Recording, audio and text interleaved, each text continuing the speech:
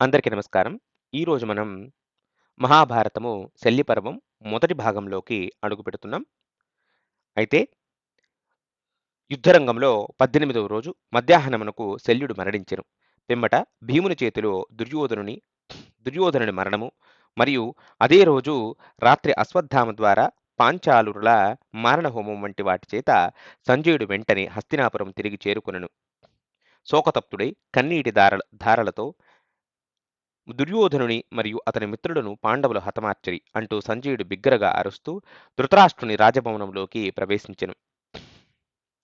ఇట్టి దుఃఖకరమైన వార్తను వినిన అంతఃపుర వాసులందరూ ఉన్మాదులకు వలె అటు ఇటు పరిగెత్తుతూ హృదయ విదారకముగా రోదింపసాగిరి. సంజయుడు ధృతరాష్ట్రుని అంతఃపురంలోకి ప్రవేశించెను.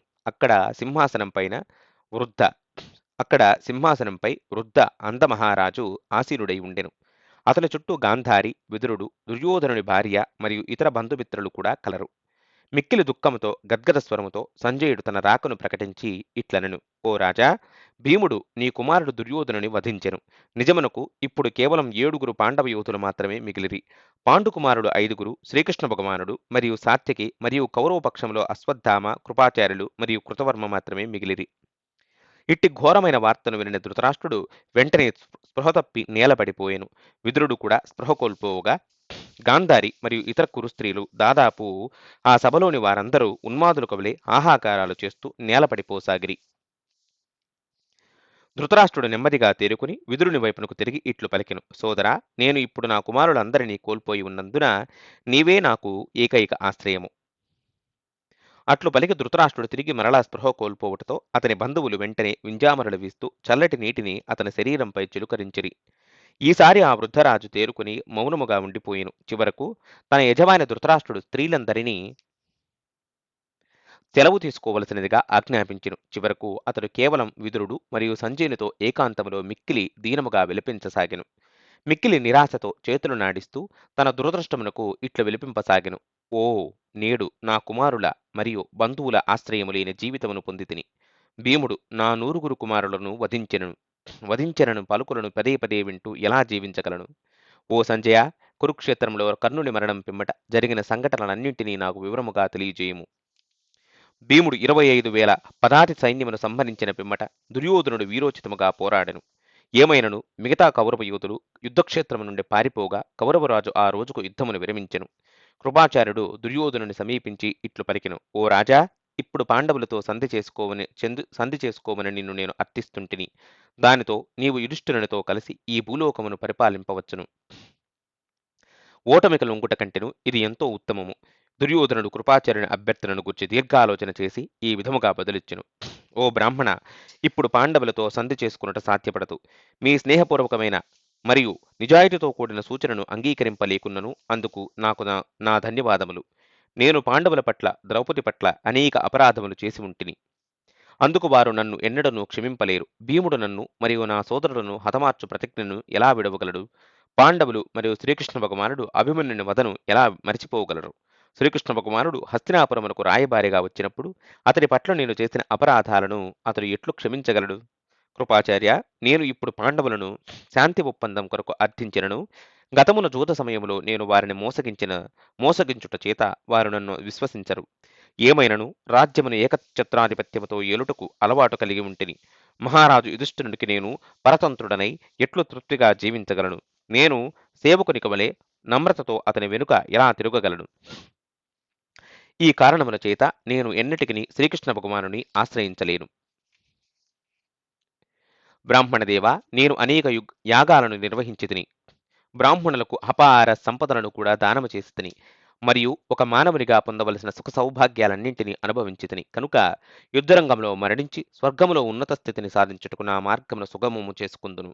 గొప్ప గొప్ప యాగాలను నిర్వహించి అడవులలో శరీరమును త్యజించిన వాడికంటెను యుద్ధరంగములో శరీరమును విడిచిన వాడే అధిక మహత్తును సాధించును. వృద్ధాప్యము చేత, రోగాల చేత శరీరం శిథిలమై బంధువులతో చుట్టుముట్టబడి ఉండగా మరణించువాడు వీరుడు కాదు. ఎందరో యోధులను నా కొరకై తమ ప్రాణాలను విడుచున్నట్లుగా చేసి ఇప్పుడు నా ప్రాణాలను రక్షించుకున్నట్టుకు పిరికివాడికి వలె ఎట్లు నడుచుకోగలను? నా సోదరులు మరియు స్నేహితులు లేకుండా రాజ్యమును ఎట్లు ఆస్వాదింపగలను?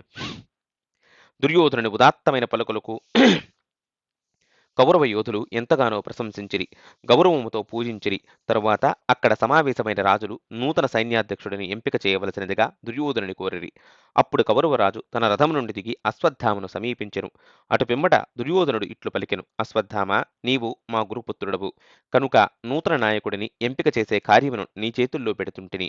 అశ్వత్థాముడు శల్యుని ఎంపిక చేయగా కౌరవ యోధులందరూ సంతోషిస్తూ మద్రదేశరాజును చేరిరి. దుర్యోధనుడు నడుచుకుంటూ వెళ్లి శల్యుని సమీపించి ముకుళిత హస్తాలతో సైన్యాధ్యక్షతకు అంగీకరింపవలసినదిగా ప్రార్థించెను. శల్యుడు ఆ పదవిని వెంటనే అంగీకరించి ఇలా ప్రకటించెను: ఓ రాజా, నాపై మీరు పూర్తి విశ్వాసమును ఉంచగలరు. శ్రీకృష్ణ భగవానుడు మరియు అర్జునుడు ఇరువురు కలిసినను నాకు సాటి కాలేరు.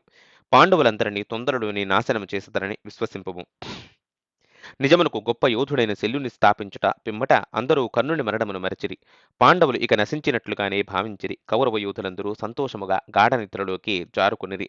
కౌరవుల హర్షధ్వానాలను వినిన యుధిష్ఠిరుడు శల్యుడు నూతన సైన్యాధ్యక్షుడిగా నియమింపబడనని గ్రహించెను. తరువాత అతడు శ్రీకృష్ణ భగవానుని సమీపించి ఇట్లనిరి: ప్రభు, మేము మీ శరణాగతులము, శాశ్వత వినమ్ర సేవకులము కనుక నా సోదరుల మరియు నా సంక్షేమం కొరకు నీకు ఉచితమైన దానినే చేయగలరు. అందుకు శ్రీకృష్ణ భగవానుడు ఇట్లు బదులిచ్చెను: యుధిష్ఠిరా, శల్యుడు గొప్ప యోధుడు. నిజమునకు అర్జునుడు, భీముడు మరియు సాత్యకి కంటెను గొప్పవాడని నా భావన. కనుక మీ మిత్రులలో అతడిని వధింపగలవారిని నేను చూడలేకుంటిని. కేవలం నీవు మాత్రమే అతనికి సరిపాటి కనుక నీవు అతనితో రేపు యుద్ధము చేయము. అతడిని వధించిన పిమ్మట నీవు భూలోకాధిపత్యమును ఆనందముగా అనుభవింపగలవు. ఓ రాజా, నీవు నీ మేనమామను కనికరింపరాదు. భీష్ముడు, ద్రోణుడు మరియు కర్ణుని వంటి 3 మహాసముద్రాలను నీవు ఇదివరకే దాటివేసితివి. ప్రస్తుతము నీవు గోవత్సపాదము వంటి శల్యుని కోతిలో పడి మునిగిపోకుండా జాగ్రత్త పడవలను. అట్లు పలికి శ్రీకృష్ణ భగవానుడు తన శిబిరమునకు వెళ్లి విశ్రాంతి తీసుకునెను. కర్ణుని మరణమునకు పాండవ వీరులందరూ సంతోషముగా నిద్రించిరి. మరుసటి రోజు కౌరవులు సమావేశమై ఎవరునూ కూడా పాండవులను ఒంటరిగా ఎదుర్కొనరాదు మరియు అందరూ సమష్టిగా వారిని ఎదుర్కోవలనని తీర్మానించుకొనిరి. అటు హస్తినాపురములో ధృతరాష్ట్రుని కోరిక మేరకు సంజయుడు ఇరు సైన్యాలలో 18వ రోజు నాటికి మిగిలి ఉన్నట్టి వీరుల జాబితాను తెలియజేశను. కౌరవ సేనలో ఇంకను 11,000 రజక యోధులు, 10,700 ఏనుగులు, 2 లక్షల అశ్విక దళము, 30 లక్షల పదార్థ సైన్యము. అట్లే పాండవ సేనలో 6,000 రజక యోధులు, 6,000 ఏనుగులు, 10,000 అశ్విక దళము మరియు 10 లక్షల పదాతి సైన్యము కలదు. ఇప్పుడు 18వ రోజు సూర్యుడు ఉదయించగానే 2 సేనలు ఎదురుపడుటతో మరొకసారి భయంకర పోరు చెలరేగిను. భీముడు మరియు అర్జునుడు వెంటనే కౌరవ సైన్యమునకు గొప్ప నష్టమును కలిగిస్తుండిరి. దానితో రణరంగమంతయు అసంఖ్యాకముగా ఖండింపబడిన అవయవాలు మరియు చిన్నాభిన్నమైన శరీరాలతో నిండిపోయెను. నకులుడు కర్ణుని కుమారుడైన చిత్రసేనుని విల్లును విరిచి అతని అశ్వాలను మరియు రథసారథిని కూడా హతమార్చెను. కత్తి తీసుకుని రథం నుండి క్రిందకు దూకి చిత్రసేనుని వైపునకు నడుచుకుంటూ వెళ్లి అతడిని ఒక్కసారిగా వధింపదలచెను. చిత్రసేనుడు మరొక విల్లును అందుకుని తనను సమీపిస్తున్నట్టు ప్రత్యర్థిపై అసంఖ్యాకముగా బాణాలను విడవసాగెను. ఆ దాడికి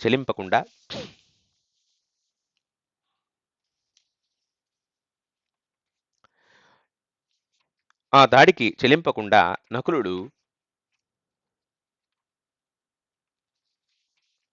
చిత్రసేనుడి రథమును అధిరోహించి అతడిని తలను ఖండించెను. నకులుడు తన రథమును తిరిగి అధిరోహించగానే కర్ణుని ఇతర పుత్రుడైన సుషేనుడు, సత్యసేనుడు అతని వైపునకు దూసుకు వెళ్ళెను. ఆ ఇరువురు సోదరులు వెంటనే నకులుని రథమును ధ్వంసము చేయగా మాద్రితనయునికి నేలపై నుండియే పోరాటమును కొనసాగింపవలసి వచ్చెను. ఏమైనను నకులుడు సత్యసేనుని విల్లును విరిచి తరువాత అతని అశ్వాలను అధిరోహించగా మరోసారి నకులుడు అతని విల్లును విరిచి అతని గుర్రాలను హతమార్చెను.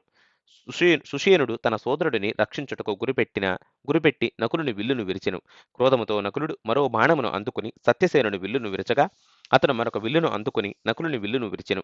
క్రోధితుడైన నకులుడు ఒక శక్తివంతమైన బల్లెమును తీసుకుని అతని పైకి విసరగా అది సత్యసేనుని ఎదను చీల్చి రణరంగంలో అతడిని చచ్చబడినట్లుగా చేసెను. తన సోదరుని మరణమును చూచిన సుషేనుడు క్రోధితుడై నకులుని రథమును ధ్వంసము చేయగా ద్రౌపది కుమారుడైన సుతసోముడు వెంటనే తన తండ్రిని అతని రథములోకి తీసుకునెను. నకులుడు సుషేనుని సమీపిస్తూ ఒక శక్తివంతమైన బాణమును విడువగా ఆ బాణము కర్ణుని పుత్రుని తలను ఖండించి వేసెను. కౌరవసేన ప్రాణభీతితో పారిపోతుండగా శల్యుడు అక్కడ ప్రత్యక్షమయ్యెను. తన సైన్యమంతటిని సంసిద్ధపరుచుకుని పాండవ సేనపై భయంకర దాడికి ఉపక్రమించెను. యుధిష్ఠిరుడు, భీముడు, ద్రౌపది పుత్రుడు, నకుల సహదేవులు ఒక పక్షాన మరియు శల్య, అశ్వత్థామ, కృతవర్మ, కృపాచార్య, దుర్యోధనుడు మరియు శకుని మరో పక్షములో ఉండగా వారి నడుమ భీకర పోరు నెలకొనెను. కృతవర్మ తన అశ్వాలను చంపగా భీముడు తన గదను తీసుకుని నేలపైకి దూకెను. శల్యుడు సహదేవుని అశ్వాలను చంపగా అతడు ప్రతీకారముతో రథమును దిగి శల్యుడి కుమారుడిని కత్తితో వధించెను. భీముడు కృతవర్మ అశ్వాలను తన గదతో వధించి భోజరాజును కాలినడకనే పారిపోవునట్లుగా చేసెను. శల్యుడు యుధిష్ఠిరునిపై దాడి చేయగా భీముడు తన గదను పైకెత్తి అతని వైపునకు పరిగెత్తెను. ఆ భీముని ఘనమైన ఇనుప గద ఎనిమిది దిక్కులలో అనేక రత్నాలు మరియు అసంఖ్యాక వీరుల రక్త మరియు క్రొవ్వు మరకలతో నిండి ఉండెను. అట్టి గదతో భీముడు శల్యుని గుర్రాలను వధించెను. ప్రతీకారముగా శల్యుడు ఒక ఈటెను గురిచూసి విసరగా అది సూటిగా భీముని కవచమును ఛేదిస్తూ అతని ఎదను బాధించెను. అయినను ఏమాత్రమూ చెలింపకుండా భీముడు ఆ ఈటెను తన శరీరము నుండి బయటకు లాగి దానిని శల్యుని సారథిని వధించుటకు వినియోగించెను. భీముని యొక్క ఈ మానవాతీత శక్తిని శల్యుడు ఆశ్చర్యము పొందుటయే కాకుండా కలత కూడా చెందెను. అట్టి మానసిక స్థితిలో అతడు తన గదను తీసుకుని రథంపై నుండి కిందకు దూకెను. భీముడు కూడా అతని పైకి దూసుకువెళ్ళుటతో హింసాత్మకమైన పోరు ఆరంభమొగటతో ఇతరులందరూ వీక్షకులుగా ప్రక్కన నిల్చుండి చూడసాగిరి. ఆ ఇరువురు వీరుల పరాక్రమములో ఎట్టి భేదము కనిపించకుండెను. అట్లు పోరాడుతూ వీరిరువురు మండలాకారంలో తిరుగుతూ ఒకరు మరొకరి దెబ్బను తప్పించుకున్నట్టుకు పైకి ఎగురుతూ గదా నైపుణ్యతను ప్రదర్శింపసాగిరి. రెండు బలమైన గదలు ఒకదానికొకటి ఘర్షించుకునగా నిప్పురవ్వలు మండుతున్నట్లుగా అగుపించెను. ఆ విధముగా పోరాడుతూ ఒకరినొకరు బాధించుకుంటూ రక్తముతో తడిసి ముద్దయిపోయిరి. ఇరువురు ఒకేసారి ఒకరినొకరు తమ గదలతో బాదుకొనగా వారిరువురు ఒకేసారి నేలపై పడిపోయిరి. కృపాచార్యుడు వెంటనే శల్యుని లేవనెత్తి తన రథములోకి తీసుకునగా కౌరవ పాండవ పక్షాలు యుద్ధమును ఆరంభించిరి. దుర్యోధనుడు చేకితానుని తన బల్లెముతో అతని ఎదను గాయపరచుటతో అతను ప్రాణం విడిచి తన రథం నుండి క్రింద పడిపోయెను. శల్యుడు తిరిగి రణరంగములోకి ప్రవేశించెను. యుధిష్ఠిరునిపై దాడి చేయగా ఆ ఇరువురు వీరులు తమ బాణాలతో ఒకరినొకరు తీవ్రముగా బాధించుకోసాగిరి. యుధిష్ఠిరుడు శల్యుని రథచక్రాలను రక్షిస్తున్నట్టు ఇరువురిని వధించి అతని రథధ్వజమును విరిచెను. ఆ సమయములో శల్యుడు క్రోధముతో యుధిష్ఠిర మహారాజును తన బాణాలతో దట్టముగా కమ్మివేయసాగెను. ఈ సమయంలో యుధిష్ఠిర మహారాజు నిరాశతో నిస్సహాయనుగా భావించసాగెను. అది చూచి భీముడు, నకులుడు, సహదేవుడు మరియు సాత్యకి శల్యునిపై ఊకుమ్మడిగా దాడి చేసిరి. ఏమైనను మద్రకరాజు వారిని తన అద్భుత పరాక్రమంతో ఎదిరించెను. శల్యుడు తన పైకి వస్తున్నట్టు అసంఖ్యాక బాణాలను ఛేదిస్తూనే సహదేవుని, యుధిష్ఠిరుని మరియు సాత్యకి యొక్క విల్లులను విరిచివేశెను. ఈ అద్భుత కృత్యము పిమ్మట శల్యుడు సింహగర్జన చేసెను. ఇది పాండవ వీరులను మరింత యుద్ధోన్మాదులను చేయగా శల్యుడు దావాగ్నికి వలె వారిని పారద్రోలసాగెను. ఊకుమ్మడిగా దాడి చేస్తున్న పాండవ వీరులందరినీ అద్భుతముగా ఎదుర్కొంటున్న శల్యుడు సాత్విక విల్లును విరిచెను మరియు రథమును కూడా ధ్వంసము చేసెను. నిజమునకు శల్యుడు పాండవ సైన్యంపై తీవ్ర దాడికి యుధిష్ఠిర మహారాజు సమక్షంలోనే అతని సైనికులు పారిపోసాగిరి. అది చూచి ఉగ్రుడైన యుధిష్ఠిర మహారాజు తన సోదరులను మరియు శ్రీకృష్ణ భగవానుని ఉద్దేశిస్తూ ఇట్లు ప్రకటించెను. ఈ రోజు నేను శల్యుని తప్పక వధించెదను, లేక అతని చేతిలోనైనా వధింపబడెదను. మీరందరూ మీ కర్తవ్యమును నిర్వర్తించిరి. శల్యుడు నా వంతు, నేనింకనూ నా వంతును నెరవేర్చలేదు. అట్లు పలికిన పిమ్మట యుధిష్ఠిర మహారాజు నకుల సహదేవులను తన రథచక్రాల సంరక్షకులుగా, భీముని తన ముందు మరియు అర్జునుని తన వెనుక, దృష్టద్యుమ్నుడు మరియు సాత్యకి ఇరుప్రక్కల ఉండునట్లుగా ఆదేశించెను. అట్లు తన తగిన రక్షణను ఏర్పరచుకుని యుధిష్ఠిరుడు శల్యుని వైపునకు వెళ్ళగా పాండవ యూతులు హర్షముతో తమ శంఖాలను పూరించిరి. అటు పిమ్మట యుధిష్ఠిరుడు శల్యుని ఎదిరింపగా భీముడు దుర్యోధనుని ఎదిరించెను. కౌరవరాజు భీముని రథధ్వజమును కూల్చి అతని విల్లును విరిచివేసెను. ప్రతీకారముగా భీముడు క్రోధముతో ఒక బల్లెమును విసరగా అది దుర్యోధనుడి రథములో స్పృహ తప్పిపడినట్లుగా చేసెను. తరువాత భీముడు దుర్యోధనుని సారథి తలను నరకగా పట్టుతప్పిన అశ్వాలు రణక్షేత్రము నుండి అతనిని దూరముగా తీసుకువెళ్ళెను. కృపుడు మరియు అశ్వత్థామ విచారముగా దుర్యోధనుని అనుసరించిరి. దానితో కౌరవ సైన్యము సంరక్షకుడు లేకుండటతో వారి హృదయాలలో భయం ప్రవేశించెను.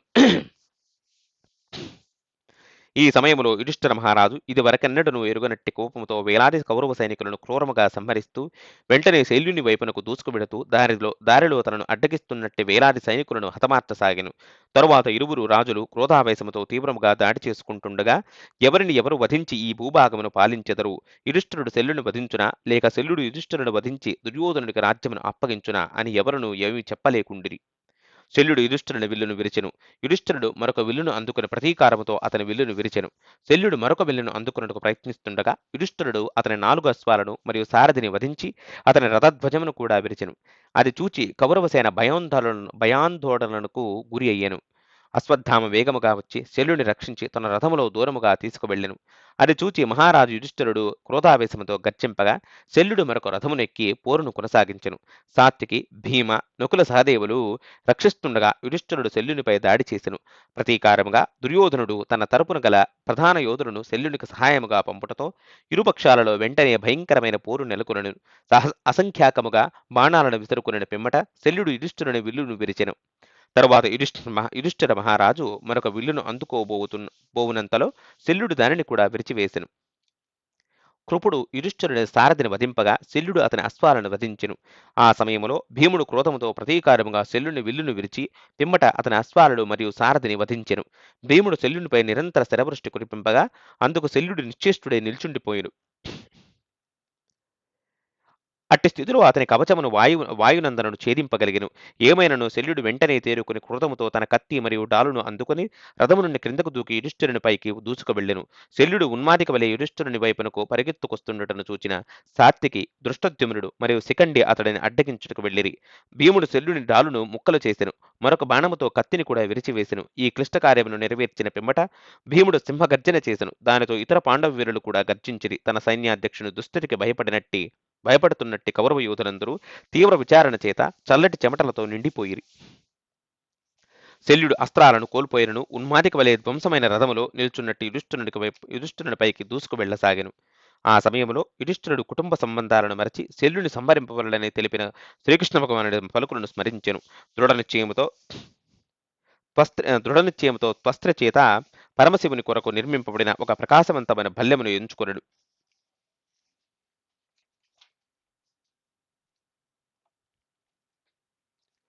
ఈ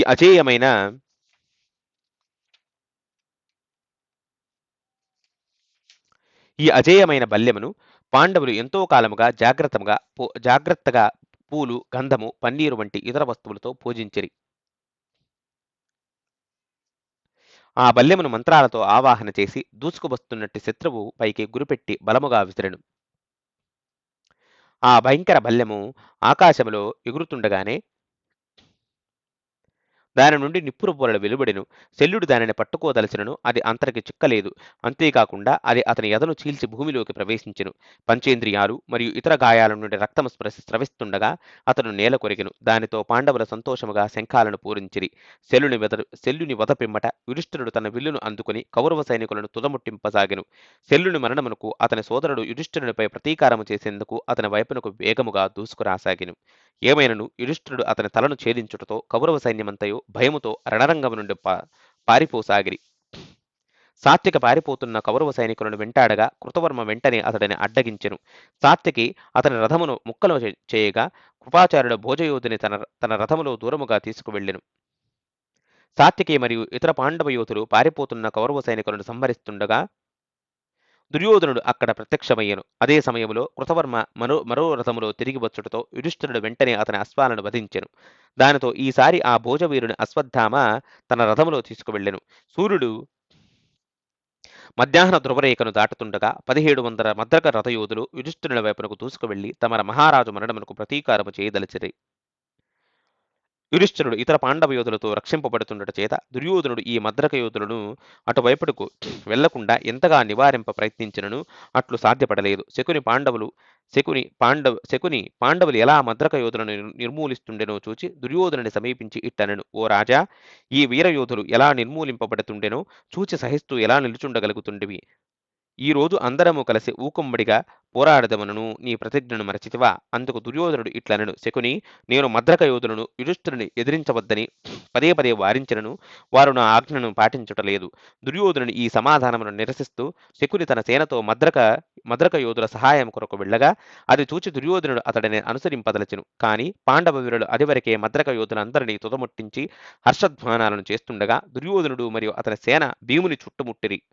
భీముడు తన రథంపై నుండి క్రిందకు దూకి 21,000 పదాతి సైనికులను వధించుటకు ముందుకు సాగెను. అప్పుడు తన భయంకరమైన భారీ ఏనుగును అధిరోహించి మ్లేచ్ఛరాజు శాల్వుడు పాండవ సేనను ఎదుర్కొనుటకు అక్కడకు వచ్చెను. శాల్వరాజు పాండవ సైనికులను సంహరిస్తుండటంతో వారు వెంటనే భయపడి పారిపోసాగిరి. అది చూచి దృష్టద్యుమ్నుడు అసంఖ్యాక బాణాలతో శాల్వరాజు ఏనుగుపై పదే పదే దాడి చేస్తూ అతడిని వెనుదిరుగునట్లుగా చేసెను. ఏమైనను సాల్వుడు తిరిగి వెంటనే ఏనుగును పురిగొల్పుతూ దృష్టద్యుమ్నుని రథమును వైపునకు వెళ్ళెను.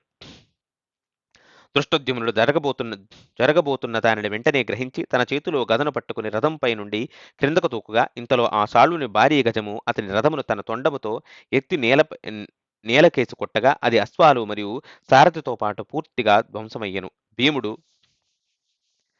భీముడు సాత్యకి మరియు శిఖండి సాల్వుని భారీ గజమును చుట్టుముట్టి అనేక బాణాలతో బాధించిరి. చివరకు ఆ ఏనుగులు బలహీనపడుతుండతో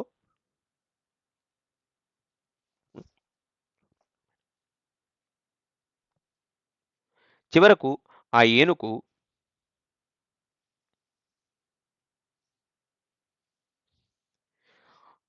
చివరకు ఆ ఏనుగు బలహీనపడుతుండటంతో ఒక్కసారిగా దృష్టద్యుమ్నుడు దాని వద్దకు పరిగెత్తుకు వెళ్ళి గదతో బాదెను.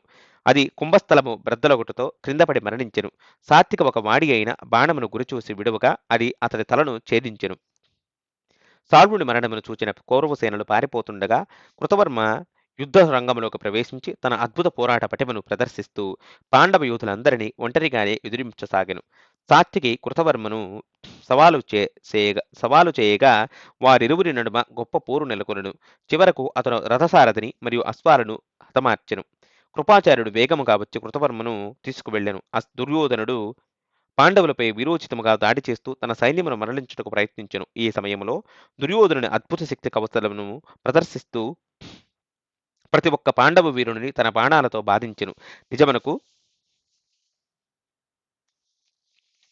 దుర్యోధనుడు శత్రు సైన్యములోకి దూసుకువెడుతూ అసంఖ్యాక సైనికులను సంహరింపసాగెను.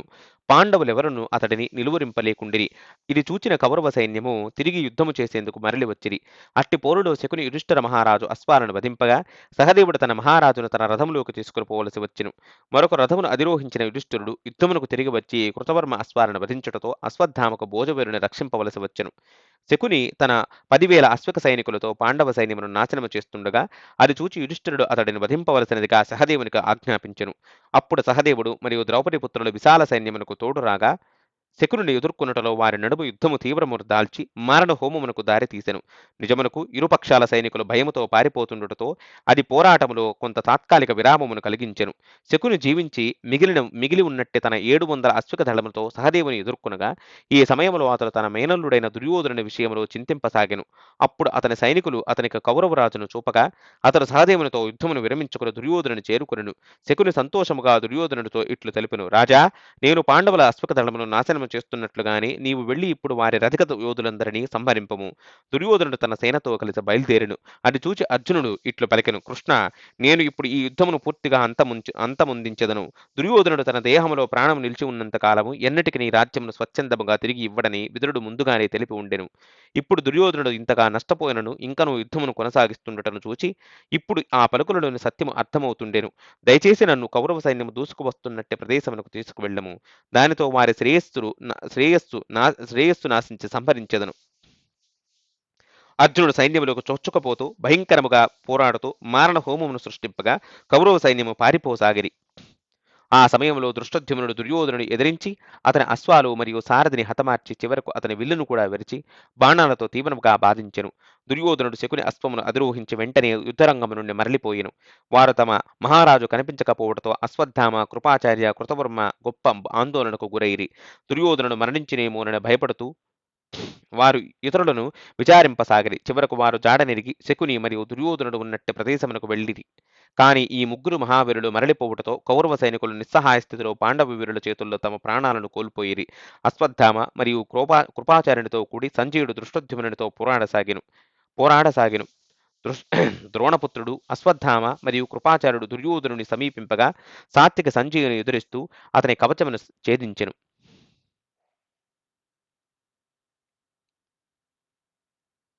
ద్రోణపుత్రుడు అశ్వత్థామ మరియు కృపాచార్యుడు దుర్యోధనుని సమీపింపగా సాత్వికి సంజయుని ఎదురిస్తూ అతని కవచము ఛేదించును. యదువీరుడు అతడిని తీవ్రముగా గాయపరచును. అప్పుడు సంజయుడు స్పృహ తప్పి నేలపై పడిపోగా సాత్విక వెంటనే వెళ్లి అతడిని ప్రాణాలతో బంధించెను. మరోవైపు 3000 అశ్విక దళము పాండవులను చుట్టుముట్టెను. భీముడు మరియు అర్జునుడు త్వరలోనే ఆ గజ దళమంతటిని అంతమొందించిరి. కాని ఏనుగుల శవాలు గుట్టలకు వలె పడి ఉండటంతో వారు తమ రథాలలో ముందుకు కొనసాగలేకపోయిరి. భీముడు రథంపై నుండి క్రిందకు దిగి చచ్చిన ఏనుగులను ప్రక్కకు లాగివేసి మార్గమును సుగమము చేసెను. ఆ సమయంలో దుర్యోధనుడు మరియు సుదర్శనుడు తప్ప మిగతా ఇతర కౌరవులందరూ ఇతర కౌరవులందరూ భీముని చుట్టుముట్టిరి. భీముడు తన రథమును తెగి సులభముగా 10 మంది ధార్తరాష్ట్రులను ఒకరి తర్వాత మరొకరుగా తనను సమీపిస్తున్నట్టి వారిని హతమార్చెను. తరువాత ధార్తరాష్ట్రుడైన శృతర్వుడు వీరోచితముగా పోరాడుతూ భీముని గాయపరిచి అతని విల్లును విరిచివేయగలిగెను. భీముడు వెంటనే మరొక విల్లును అందుకొని శృతర్వుని అశ్వాలను మరియు సారథిని వధించి ప్రతీకారము చేసెను. ఆ సమయంలో ధార్తరాష్ట్రుడు క్రోధముతో కత్తి మరియు డాలును తీసుకుని రథములో నుండి క్రిందకు దూకెను. శృతర్వుడు ధైర్యముగా కత్తిని జుడిపిస్తూ తన వైపునకు వచ్చుటను గమనించిన భీముడు ఒక వాడి అయిన బాణముతో అతని తలను ఛేదించెను. మిగతా కౌరవ సైన్యము భయంకరముగా భీముని చుట్టూ చేరి దృఢనిశ్చయముతో చివరి యత్నముగా ప్రతీకారము చేయదలచిరి. కాని ఫలితం విరుద్ధమయ్యను. స్వల్ప సమయములోనే భీముడు 500 రథిక యోధులను 700 ఏనుగులను 700 అశ్విక దళమును మరియు 10,000 పదాతి సైన్యమును వధించెను. ఇట్టి మారణకాండ పిమ్మట కౌరవ సైన్యము కొంతమంది యోధులతో మాత్రమే మిగిలను. అట్లు మిగిలిన వారు తీవ్ర నిరాశకు గురైరి. ఈ సమయంలో శ్రీకృష్ణ భగవానుడు ఇట్లనెను: అర్జున, దుర్యోధనుడు మరియు సుదర్శనుడు మాత్రమే కౌరవులలో మిగిలిరి. వారిరువురు కౌరవుల అశ్విక సైనికుల నడుమ ఉండిరి. సంజయుడిని సాత్విక ప్రాణాలతో బంధించి పట్టుకొనెను. కృతవర్మ, అశ్వత్థామ మరియు కృపాచార్యుడు పాండవ యోధులతో పోరాడుటకు దుర్యోధనుని విడిచి మరో చోటుకు వెళ్ళిరి. కనుక ఇదే కౌరవరాజును వధించుటకు మంచి సమయము. అందుకు అర్జునుడు ఇట్లనెను: కృష్ణ, శకుని 500 అశ్విక దళ సైనికులు, 200 రథిక యోధులు, 100 ఏనుగులు, 3000 పదాతి సైన్యము మాత్రమే కౌరవుల సైన్యమును మిగిలి ఉండిరి. అందుచేత నేను ఇప్పుడు వారందరితో పాటు దుర్యోధనుని కూడా వధించెదను. అప్పుడు అర్జునుడు కౌరవ సేనపై భీముడు మరియు సహదేవుని సహాయముతో దాడి చేసెను. యుద్ధము ఆరంభమవుగానే సుదర్శనుడు భీముని సవాలు చేసెను. శకుని అర్జునుడి వైపునకు దూసుకు వెళ్ళెను. దుర్యోధనుడు అశ్వాలను అధిరోహించి సహదేవుని ఎదిరించెను. దుర్యోధనుడు ఒక బల్యముతో సహదేవుని నుదుటిని బాధించుటతో అతడు తన రథంలో స్పృహ కోల్పోయెను. సహదేవుడు తేరుకుని పోరును ఆరంభింపగా అర్జునుడు మిగిలి ఉన్నట్టు అశ్విక దళ సైన్యమంతటిని తుదముట్టించెను. తరువాత అతడు త్రిగర్తులను ఎదురించెను. అనేక మంది రథిక యోధులను వధించిన పిమ్మట అర్జునుడు సుశర్మ వైపునకు తిరిగి అతని అశ్వాలను కూడా వధించెను. తరువాత అర్జునుడు గురిచూచి ఒక శక్తివంతమైన బాణమును త్రిగర్తరాజుపైకి సంధింపగా ఆ బాణము ఆకాశంలో అద్భుతముగా ప్రయాణిస్తూ సుశర్మ హృదయమును చీల్చి యుద్ధరంగములో చచ్చిపడినట్లుగా చేసెను. అటు పిమ్మట అర్జునుడు సుశర్మ యొక్క 35 కుమారులతో పాటు మిగతా ఇతర రథిక యోధులను కూడా అంతమొందించెను. మరోవైపు భీముడు సుదర్శనుని తలను ఛేదించిన పిమ్మట అతనికి సహకరిస్తున్నట్టి అతని సైనిక యోధులందరినీ కూడా సంహరించెను. తరువాత ఉలూకుడు భీమునిపై దాడి చేయగా అతని తండ్రి సహదేవునిపైకి తీసుకువెళ్ళెను. శకుని బల్యము తీసుకుని సహదేవుని నుదుటిపై బాధించెను. దానితో అతడు రథములో స్పృహ కోల్పోవునట్లుగా చేసెను. దీనిని చూచి కోపోద్రిక్తుడైన భీముడు భయంకరముగా గర్జిస్తూ శకుని సైన్యంపై అసంఖ్యాకముగా బాణాలను కురిపించుటతో వారు భయంతో పారిపోసాగిరి. దుర్యోధనుడు పారిపోతున్న గాంధార సైనికులను నిలువరిస్తూ వారికి క్షత్రియ ధర్మమును ఉపదేశిస్తూ వారిని తిరిగి పోరాడునట్లుగా చేసెను. సహదేవుడు తేరుకుని తన విల్లును అందుకుని అనేక బాణాలతో శకుని బాధింపసాగిను. భీముడు సహదేవునికి సహాయముగా వచ్చుటతో ఉలూకుడు తండ్రికి సహాయముగా వచ్చెను. సహదేవుడు శకుని విల్లును విరచగా సుబలపుత్రుడు మరొక విల్లందుకుని సహదేవుని మరియు భీముని పదే బాధిస్తూ ప్రతీకారము చేసెను. ఉలూకుడు తన పరాక్రమం ప్రదర్శించుటకు సమయమును ఆసన్నమైనదని భావించి ఉత్సాహముగా సహదేవుని పైకి దూసుకు వెళ్ళెను. అతని సాహసము అతని మరణమునకు కారణమయ్యెను. సహదేవుడు వెడల్పాటి తలగల బాణముతో అతని తలను ఛేదించెను. తన కుమారుని వధను కళ్ళారా చూచిన శకుని కన్నీటితో విదురుని పలుకులను స్మరించెను. పిమ్మట భారీగా శ్వాస తీసుకుంటూ ప్రతీకారము చేయదలసి సహదేవుని పైకి దూసుకు వెళ్ళెను. సహదేవుడు తన పైకి వస్తున్నట్టి శకుని విల్లును విరుచుటతో అతడు తన కత్తిని అతని పైకి విసిరెను. కత్తి గాలిలో ఎగురుతుండగానే సహదేవుడు దానిని సులభముగా 2 ముక్కలు చేసెను. శకుని అనేక ఆయుధాలను ఒకటి తర్వాత మరొకటిగా విసురుతూ తన వైపునకు దూసుకు వస్తుండటతో మాద్రితనయుడు వాటన్నింటినీ ముక్కలు చేసెను. చివరకు శకుని దానిని చూచి భయముతో పారిపోతుండగా అతనికి రక్షణ కల్పిస్తున్నట్టు సైనికులు కూడా అతడిని అనుసరించిరి. అప్పుడు సహదేవుడు శకుని తన వంతుగా ఇవ్వబడనని గుర్తు చేసుకుంటూ దృఢనిశ్చయముతో అతడిని వెంటాడెను.